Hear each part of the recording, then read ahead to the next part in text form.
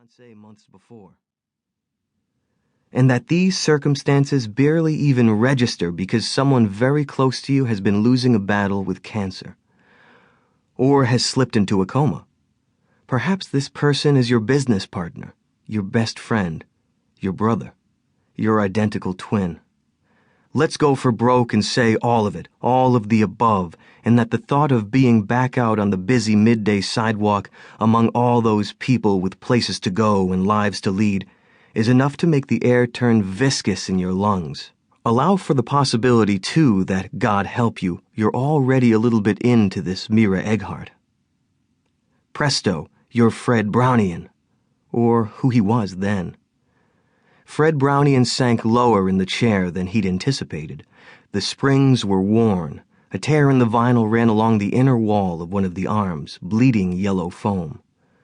He was facing the door, and next to it, a rectangular window set into the wall, which he only then noticed. Behind the glass lay another room, smaller than this one, just deep enough to fit 2 office chairs at what must have been a shallow, shelf-like desk supporting the 2 flat-screen monitors whose backs he could see. As he watched, a tall, thin, 60-ish man with a gray Roman haircut floated into view, like a wall-eye in the aquarium. The man eyed Fred impassively over the straight edges of a pair of half-frame reading glasses, slightly wider than his head.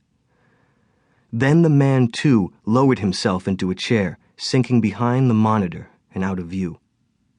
"We'll be watching over you the whole time," Mira Eggheart explained. She crossed to the other side of the recliner, taking a plastic jar from a steel serving trolley. "I'm going to stick some electrodes to you. They're just to record brainwaves and vitals. I'll have to apply a little gel for conductivity." She confronted him with a glistening dollop on her fingertip and proceeded to rub cool spots of the stuff onto his temples and the center of his forehead.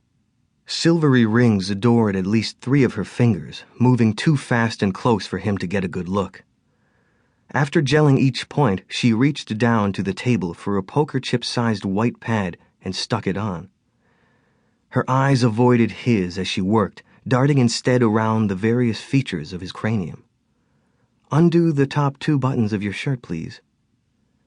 She counted down the ribs from his clavicle with a sticky fingertip, dabbed more gel, and painted a tiny wet spiral over his heart. Her hair smelled like freshly opened apples and something ineffable. Dry ice, he thought, one of those dizzying alchemies of hair product research. From the degree to which she was leaning over him, he counseled himself not to